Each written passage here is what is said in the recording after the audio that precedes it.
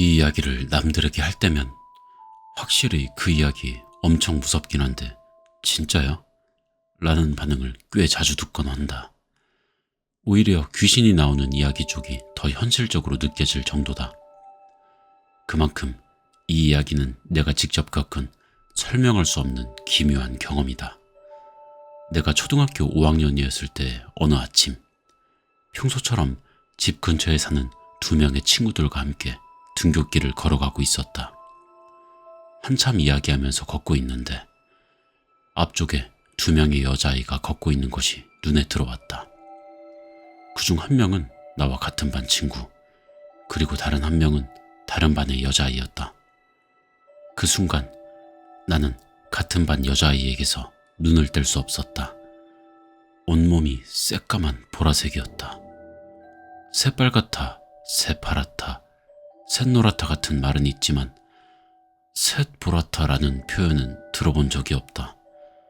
하지만 내 눈앞에서 보고 있는 광경은 분명 그 표현이 맞았다. 머리 끝에서부터 몸 전체에 옷, 신발까지 마치 보라색 페인트를 머리 위에서 들이부은 것처럼 온몸이 새까맣게 보라색이었다.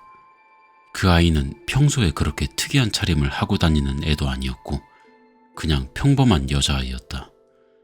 보통 이런 걸 보면 저것 좀 보라고 같이 걷고 있는 친구들에게 말할 법한데 왠지 이 일은 절대 말해선 안 된다라는 기분이 들었다. 아니, 말하고 싶어도 입이 떨어지지 않았다. 입을 열려고 하면 설명할 수 없는 두려움이 덮쳐왔다. 마치 가위에 눌린 듯한 묘하게 불쾌하고 기묘한 압박감이 온몸을 감쌌다. 같이 걷던 2명의 친구들도 분명 그 보라색 여자아이를 볼 수 있는 거리에 있었다. 하지만 그 누구도 아무 말도 하지 않았다. 그 누구도 그 여자아이가 보라색이라는 걸 지적하지 않았다. 그저 평소처럼 게임 이야기 같은 걸 하면서 신나게 떠들고 있을 뿐이었다. 그러는 사이 우리와 앞쪽의 여자아이들 사이의 거리는 점점 가까워졌다. 이제 거의 그들을 추월할 정도의 거리. 그런데도 아무도 그 이야기를 하지 않았다. 이상했다. 스쳐 지나가는 순간 나는 그 여자아이의 얼굴을 보았다. 졸도할 뻔했다. 그 아이는 피부색까지 보라색이었다. 얼굴의 피부, 팔의 피부, 다리의 피부 전부. 그 순간 나는 본능적으로 비명을 지를 뻔했지만 그 여자아이가 먼저 좋은 아침 하고 인사를 건넸다. 내 친구 2명도 아무렇지도 않게 인사를 받아주었다. 오직 나만이 얼굴이 굳고 표정이 경직된 채 서 있었다. 너무 이상했다. 그 누구도 단 한 명도 그 여자아이가 온몸이 보라색이라는 것에 대해 일절 언급하지 않았다. 너 왜 그렇게 놀라고 앉았냐? 친구 2명이 의아한 표정으로 나를 쳐다보았다. 나는 이게 몰래카메라인가 라는 생각도 해봤지만 아무리 그래도 이렇게 정교한 장난을 칠 이유는 없었다. 그리고 그때 처음으로 깨달았다. 아, 나 말고는 아무도 저걸 볼 수 없는 거구나. 이게 몰래카메라 같은 장난이 아니라는 확신은 교실에 들어간 순간 더욱 강해졌다. 반 친구들조차 그 여자아이가 보라색이라는 사실을 전혀 언급하지 않고 아무렇지도 않게 평소처럼 이야기하고 있었다. 결정적인 순간은 출석을 부를 때와 수업이 시작할 때였다. 담임 선생님조차 그 사실을 전혀 언급하지 않았다. 그제야 확신했다. 아, 이건 나 말고는 아무도 볼 수 없는 거구나. 그날 하루 동안 내 머릿속은 물음표로 가득 찼다. 수업 시간에도 집중할 수 없었고 점심시간이나 쉬는 시간에도 멍한 상태였다. 저 아이 왜 보라색이지? 아니, 그보다도 왜 아무도 신경을 안 쓰는 거지? 친구들에게 물어볼 수도 있었지만 아까도 말했듯이 이건 절대로 말해선 안 된다는 본능적인 두려움이 나를 짓눌렀다. 더군다나 그 여자아이에게 직접 묻는 것은 절대 할 수 없는 일이었다. 그리고 학교 직전의 청소 시간, 우리 반은 그룹별로 나뉘어 학교 곳곳을 청소하는 담당 구역이 정해져 있었다. 내 그룹이 맡은 곳은 학교 뒷마당 근처 다소 어두운 구역이었다.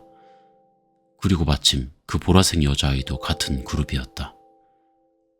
내 눈앞에는 온몸이 보라색인 그 아이가 빗자루로 쓰레기를 쓸고 있는 뒷모습이 보였다.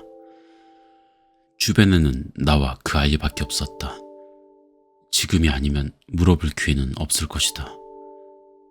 설명할 수 없는 섬뜩한 감각이 나를 짓눌렀다. 입을 열려는 순간 목이 메이듯 말이 막혔다. 입이 떨어지지 않았다. 질문을 하려는 순간 두려움이 나를 덮쳐왔다. 그러나 결국 호기심이 공포를 이겨버렸다. 나는 결심하고 더 가까이 다가가 왜 오늘은 온몸이 보라색이야? 라고 물었다. 그 순간 그 여자아이는 온몸을 확 돌려 나를 바라보더니 그녀의 눈은 튀어나올 듯이 커졌고 턱이 빠질 정도로 입을 크게 벌린 채 전혀 다른 존재처럼 보였다. 그녀의 얼굴은 완전히 새파랗게 질린 귀신 같았고 온몸이 보라색으로 물든 끔찍한 표정으로 절규하고 있었다. 나도 참지 못하고 비명을 질렀다. 손에 들고 있던 빗자루를 내던지고 필사적으로 교실로 도망쳤다. 이윽고 종이 울렸고 청소 시간은 끝났다. 나는 자리로 돌아와 앉았지만 그 사이 교실에서 어떻게 시간을 보냈는지 전혀 기억이 나지 않았다. 학교 시간, 난 오직 빨리 집에 가고 싶다는 생각뿐이었다. 매일 같이 하교하던 친구는 그날 클럽 활동이 있어서 난 혼자 집에 돌아가야 했다. 신발장으로 가는 복도를 걸어가고 있는데 앞쪽에서 그 보라색 여자아이가 친구 2명과 함께 걸어오고 있었다.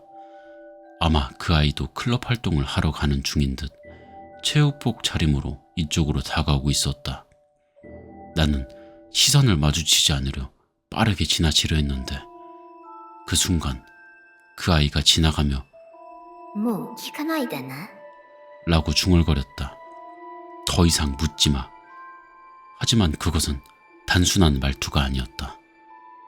마치 외계인이나 로봇을 흉내낼 때처럼 감정 없는 기계음 같은 목소리로 もう聞かないでね. 난 혼비백산하며 학교 밖으로 뛰쳐나왔다. 어떻게 집에 돌아왔는지조차 기억이 나지 않는다. 집에 돌아온 후 난 게임을 하며 그 일을 생각하지 않으려고 노력했다. 저녁을 먹을 때까지는 어떻게든 평소처럼 시간을 보냈다. 하지만 잠자리에 들려는 순간 공포가 다시 몰려왔다. 만약 내일도 저 아이가 보라색이라면? 그렇게 생각하니 학교에 가는 것이 너무나도 두려워졌다. 부모님께도 말할 수 없었다. 이러다가는 정신적으로 무너질 것만 같았다. 우울한 기분을 안고 그대로 잠이 들었다. 다음날 평소처럼 등교하던 중 앞에서 그 여자아이와 친구들이 걸어가는 모습이 보였다. 그 아이는 평소의 모습으로 돌아와 있었다. 그 순간 안도감이 밀려오자 왠지 모르게 눈물이 왈칵 쏟아졌다. 함께 등교하던 친구들이 야, 왜 그래? 하고 놀렸지만 난 기쁘면서도 알 수 없는 감정이 솟구쳐 한동안 눈물을 멈출 수 없었다. 그 아이와 스쳐 지나가는 순간에도 난 여전히 불안한 마음으로 조심스럽게 얼굴을 확인했다. 하지만 그 아이의 피부색은 정상으로 돌아와 있었다. 우리는 좋은 아침 하고 평소처럼 인사를 나눴다.